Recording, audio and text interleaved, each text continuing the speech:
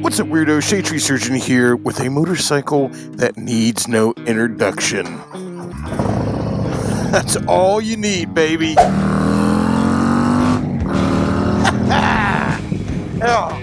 They say to walk softly but carry a big stick. I've always been of the mind that you can carry a big stick and walk loud too, baby.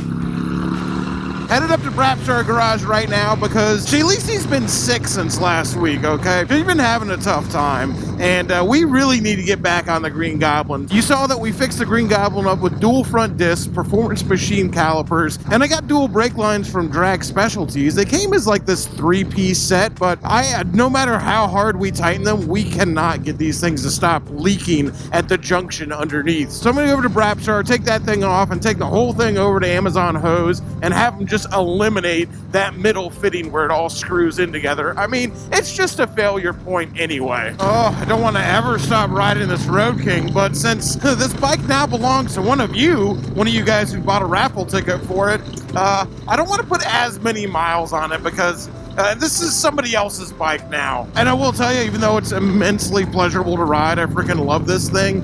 The problem is like now, since all the money from this is going to charity, I'm just like, man, I gotta be careful with this thing because this bike is changing a lot of people's lives with the amount of money it's raising for Forgotten Angels, and I really don't want to wad it up. So I'm gonna go ahead and switch it out for the mail order glide.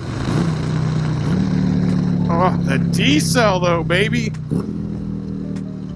Oh my God.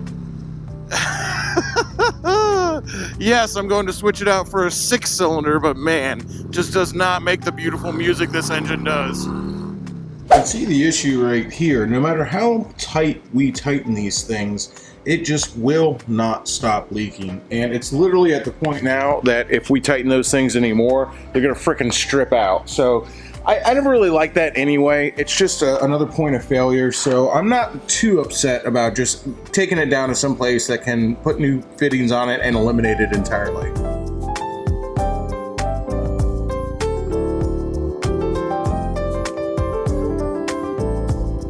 All right, got the Brapstar parts truck all loaded up. Well, not really loaded up. Oh, damn it. I'll tell you, I actually like the way that the bags open on my other Goldwing more than this hidden latch stuff. Like, it's really just annoying. I always end up opening the wrong one. Got these 2 books from a guy named Brian Anderson. He actually dropped them off to me a while ago, and I haven't read them yet. He's an author who rode his motorcycle. He's a rider as well, down to the shame, and put these books in my hand. Really cool dude. They're next on my list, Brian. All right, from the fire-breathing, air-cooled V-twin 2,000-plus cc Harley-Davidson to my very, very tame Honda Goldwing. Don't get me wrong, though. This Goldwing still scoots. It just doesn't accelerate with the hand of God, like Road King Kong does. The Goldwing is more of a pleasant suggestion of acceleration. A warm summer breeze smelling of daffodils and freshly cut grass that gently blows you down the road on a fluffy cloud. I mean, it's kind of funny because this 1500cc flat 6 is actually technically way more of an advanced engine. It's way more technologically advanced, even though it's from 1989, than my 2020 Road King is. The 131 cubic inch air-cooled pushrod V-twin is definitely a throwback technology-wise, whereas this thing was cutting edge in 1989 and is still head and shoulders technology-wise above anything Harley-Davidson puts out. Well, maybe not that new 1250 they've got, and probably not the V-Rod either. All right. So Harley has got some technologically advanced engines, but let me tell you, I love my Goldwing, but this is a different tool for a different job, and it's not exactly gonna stir your loins when you crack it wide open, but that's all right. I love it just the same. There's a guy on Instagram, used to be called FXR Mike, now he's called Goldwing Mike, which I love that he changed his name to that. He did that just to piss people off, and I think it's freaking hilarious. Anyway, he's got a Goldwings and FXRs as well, and he has a theory that when the Goldwing came out with the GL 1500 in 1988, that it basically killed the FXRT. When the GL 1500 came out, this bike was so good that it was like, why is anybody else even making touring bikes? And you can point it out, the facts are there, that the FXRT and FXRD, if they still made that in 88, I'm not sure, those sales just plummeted, and Harley ended up axing them and focusing on its bigger touring bikes and completely doing away with them altogether. It's an interesting theory, and he's not wrong. This bike is so freaking good, and especially back then, I'm getting this in 1988 must have been like living in the freaking future, man. It's like, why is anybody else even trying? This is so good, because 30 plus years later, it's still good. Anyway, make sure you go give Goldwing Mike a follow on Instagram. It has the memes that piss off the Harley boys and the Honda boys in spades. Love that guy. Definitely my favorite motorcycle meme maker on Instagram, so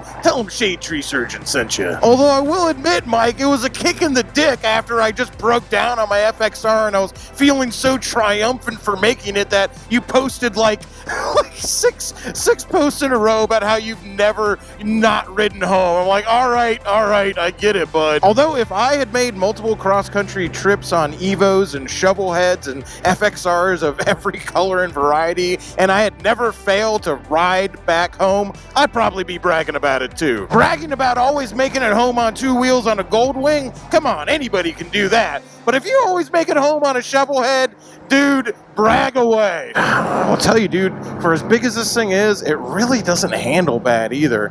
I keep saying that, man. If you're a taller person or a shorter person, just the ergonomics of this motorcycle compared to the 1200 are so much better. Like, look at how bent my knee is on this thing.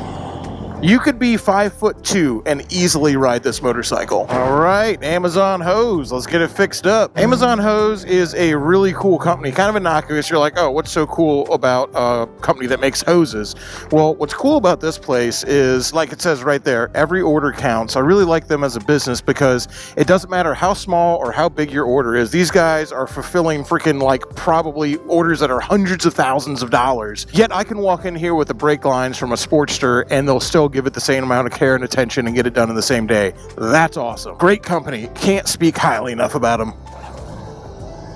Starts with a lot less drama now that I have that new fuel pump in it. Unfortunately, they had to order one of the brass parts. It won't be until Wednesday, but not terribly surprising they're out of something really tiny like that when this place does such big orders. But they're still going to get it done, and they already ordered the part. From here, heading over to the Ride Factory to pick up some posi lock male and female ends. And those will be for Shelby to play with, because there are not many things I will step away from, but when someone else offers to do your wiring for you, you let them. Or at least I let them, because I do not like wiring stuff. Remember, guys, always support local when you can, whether it's getting brake lines made or buying motorcycle parts. 24 SNS? No way, dude. So walk in here and talk about something you don't see every day.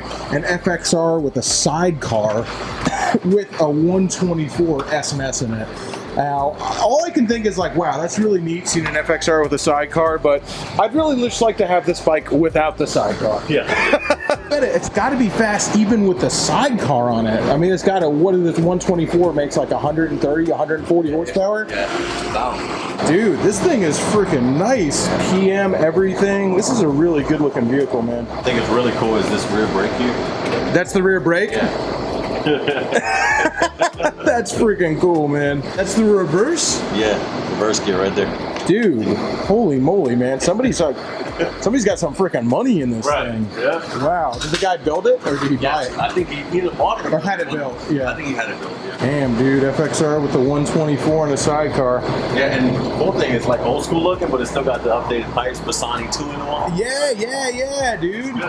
That you're just putting that engine in that thing. That's freaking awesome. Dude, FXR's everywhere, man. It won't go away. It won't go. This is a cool bike. This is something you don't see every day. This is one of those bikes that I don't even think sold that well when they first came out. The Eddie Lawson ZRX 1200R.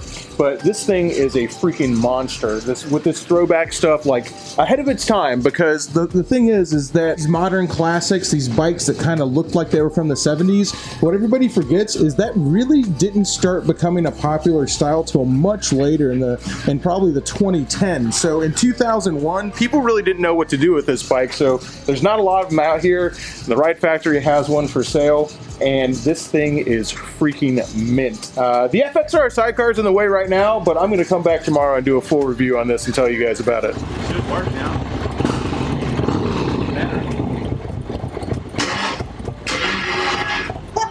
That's wild, dude. You want me to move my Goldwing out of the way? You're good. I'm going to see if it works or not. Okay.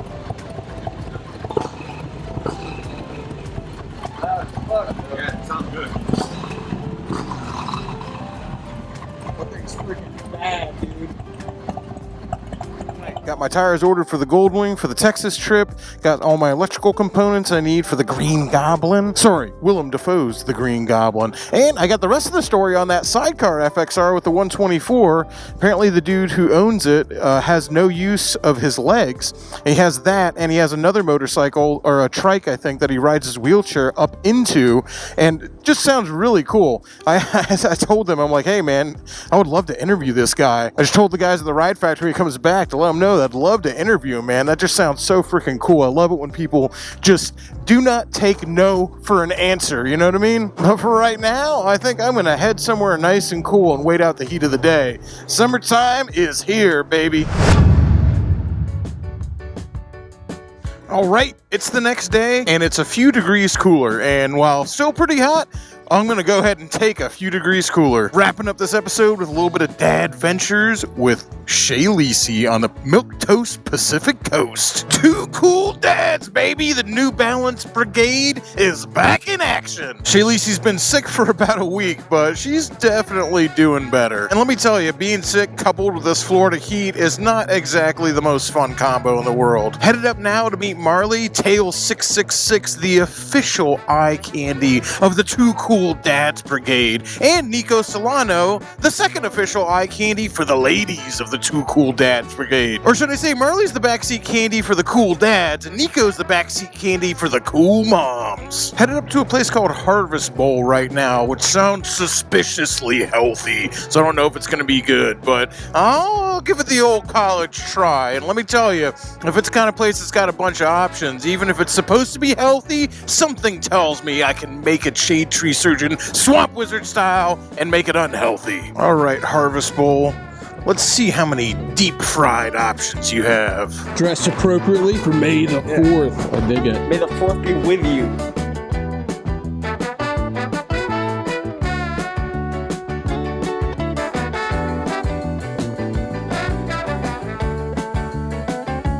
We're definitely coming back if we're gonna try some of these. Except you're usually not sorry about what you say when you're hungry, so. I couldn't say no to Fidel Castro's Havana Banana. Taste the revolution. What a banana soda is going to taste like, though, I don't know. Feels nice to be outside. They just let anybody outside nowadays. It's actually delicious. This is so good. Taste it. It's so great. You want to try it? No, Oh. I do. Actually, don't put that in there. Can you taste the revolution? It tastes like runts. I hate that. Yeah, no, it tastes like banana runts. Banana I love runs this. are dope. It's so good. Okay, steak was on the menu. Nico made a class and distinction as well. Also got the steak, surf and stir, steak and shrimp. It's the most expensive thing on the menu, so it's got to be good. All right.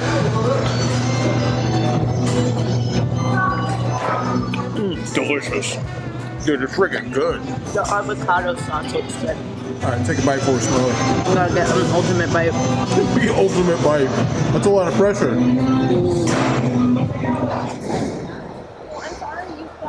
You got a size 9? Dude, Tatum's Tootsies. That's premium information right there. Tail 666 with the battleships, baby. She's got a size 9. There's multiple episodes. You know, Peggy and her big feet. That's like size 15. No, I think they were like size 9s. No. Take it easy. Harvest Bowl Eatery and Market, man. That was some premium white people chow right there.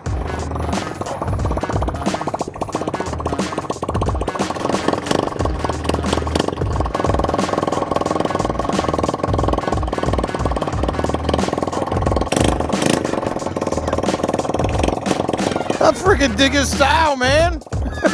Hell yeah, dude. My man out here living, dude. Got the chain, a fresh pack of 305s, fresh white flat bill. He's out here doing it. What the hell is this shit right here? This person out here trying to freaking kill him. Dude, talk about someone hating. My man's out here trying to floss with his chain and his 305s. That dude in the van tried to kill him just now. This is like the second turn signal in this isn't a turn lane. We're just in a curve, sir. What's happening here? We got that guy falling asleep behind the wheel. We got wheelchair vans trying to kill our scooter bros. We're just out trying to get laid, style, and profile. Let's go home where it's safe. What's happening? My first day back out in the world and everything's here. All right, guys, I know I said I was going to do a test ride on the ZRX 1200 that's for sale at the Ride Factory, but that's going to have to wait for a different video, although it is for sale. So please, if you're going to buy it and it's a really cool bike, just give me a few days because I really want to test ride it, please. All right, guys, that's going to about do it for this episode of Two Cool Dads Out on the Prowl. Make sure you go subscribe to Shay Lisi, show her some love. She's been having a hard time being sick. Going to school, being sick, and trying to create content at the same time is a pretty tall order. So make sure you subscribe to her channel, show her some love, show her some support. She's probably the coolest thing about my channel. So until next time, y'all, keep it weird.